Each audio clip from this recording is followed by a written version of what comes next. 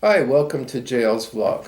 And this is kind of the first time you've seen this intro on the video. We're excited about our new techniques, what we're doing, and we want to say welcome, and this is kind of like a volume one. Today is the day after the traditional Pentecost, Shavuot in the Hebrew, and it is 50 days after Passover, at the exact time that God gave Moses a set of commandments and told him to go down the mountain to Israel. And so what happened is Moses got two tablets. Now the reason for two is pretty obvious. He needed both hands busy to climb down a mountain. And God couldn't write small, right? So, but there is a reason for two. God tends to do things in twos when he wants to emphasize something. And we see that even in the celebration of Shavuot, in the Jewish tradition, you bring two loaves of bread before the priest who waves them before the Lord. And this is one of the Moedim, one of the times in which God said, "My people shall assemble before me." So with that in mind, I want to point out a couple of things about this particular Shavuot. We seem to be on a massive calendar running around 2,000 years between Shavuot and what the Christians call Pentecost. With Shavuot, there was the giving of the law. With the Pentecost, there was a giving of the Spirit. And God does things according to pattern, and when he does things in twos, it can be complete or it might be for something else. And I personally believe at this point that it's for our time. That there is something going on with Shavuot in our time. And I believe that the latter rain, the Holy Spirit's latter rain of real power is coming to the church, and it's coming quickly. And we were basically told at the ascension of Christ to go to Jerusalem, stay there until the Holy Spirit had come, until the power had been received by the body of believers. And then they were to go. And so what we're waiting on right now is, I believe, a latter rain of the Holy Spirit. This is kind of fascinating and very, I think, important for the church to understand. You're to wait believing. I really felt that I thought that yesterday was going to be a day of real significance, and it may have been. And let me explain what I mean by that. When Christ When God sent Christ to earth, he made an announcement with angels and lots of fanfare, but to very few people. He just basically announced his birth to some shepherds and left it there. He put a star in the east, and 2 years later, approximately, three wise men show up, three wise guys, as I like to call them, but they were actually probably people that Daniel had trained in Babylon and had come from Babylon. And if you follow the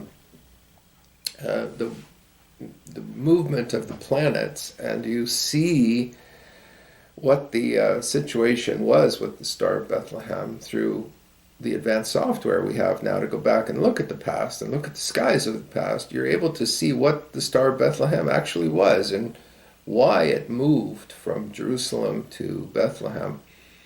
But it showed up again like 2 years later to move from Bethlehem down to, or move from Jerusalem down to Bethlehem. And the first time it showed up, of course, it showed up on his birthday, and it showed up in Babylon. So we have an interesting thing. It's really interesting that no matter how badly we screwed up, because December 25th was not Christ's birthday, right? And so we know that. We know that there's a time when lambs are born and when shepherds are out in the fields keeping watch over their flocks by night. We know when that is, and that's not December. So that's a springtime event. Springtime. Yeah. Anyway. So among the first Moedim, in all probability, Christ was born. And there are basically 3 seasons of Moedim, if you will. There's the spring season, 3 different events, and then one in the middle, which is this one. And then we have the fall Moedim. So I'm looking for some big things this fall. We're going to see, I think, big changes in the world. But anyway, I digress. The point I'm making is that Jesus showed up, and yet the rest of the world slept on. The rest of the world didn't really realize that God had done something significant for essentially 30 years. And so God had done it, he'd shown up, he'd done his work, but it wasn't very obvious and it wasn't very visible. So I don't know that something didn't actually happen this Shavuot. I'm praying that it did.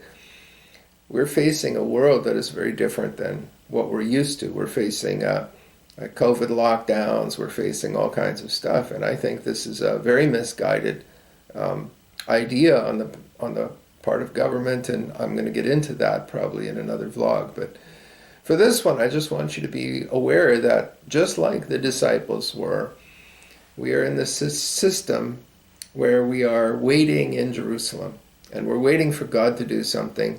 We know he's going to do it, and we know it's going to be significant. We're excited, and we're waiting. And God says, don't lose faith. Continue to wait until I show up with power. And that's where we're going to be. There are a lot of decisions that we're making at this point in our lives personally, my family and I. But we are really interested in how God seems to be moving and directing in ways that we haven't seen him do before. So we love you, and stay with us, and there will be lots more to come in the vlog, and lots more in the other series that we're launching. We're doing a number of series, and we've got a number of programs ready to go.